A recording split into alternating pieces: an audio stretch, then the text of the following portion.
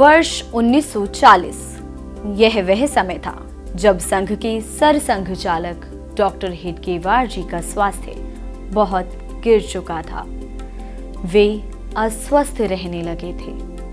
4 जून को डॉक्टर हेडगेवार जी ने बड़े प्रयत्न से एक संक्षिप्त भाषण दिया और स्वयंसेवकों को संबोधित किया।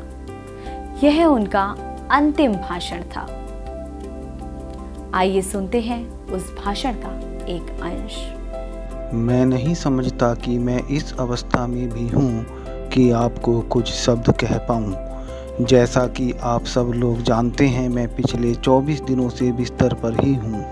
संघ के नज़रिए से पिछला 1 वर्ष गौरवमय रहा है। आज मैं अपने समक्ष एक लघु हिंदू राष्ट्र के दर्शन कर रहा हूँ। मेरी रुग्णता के कारण मेरे लिए निजी तौर पर आपको जान पाना संभव नहीं है। हालांकि मैं पिछले कई दिनों से नागपुर में ही हूँ। मैंने पुणे के अधिकारी प्रशिक्षण वर्ग में एक पखवाड़े का समय बिताया। वहाँ मैं प्रत्येक स्वयंसेवक को जान पाने योग्य था। मैं उम्मीद कर रहा था कि यहाँ भी मैं ऐसा कर पाऊँगा, परंतु मैं आपके लिए थोड़ी सी भी सेवा के योग्य नहीं हूँ। मैं आज यहाँ केवल आपके दर्शनों के लिए आया हूँ। यद्यपि हम एक दूसरे से परिचित नहीं हैं, तो भी ऐसा क्या है जो मेरे हृदय को आपकी ओर और आपके हृदय को मेरी ओर खींचता है? वह निश्चित रूप से उस दर्शन का परिणाम है जिसे राष्ट्रीय स्वयंसेवक संघ ने हमारे भीतर रचा है।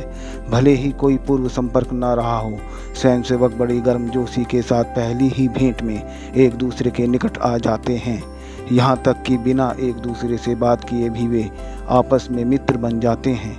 उनके चेहरों की मुस्कुराहट ही एक दूसरे की पहचान के लिए पर्याप्त है।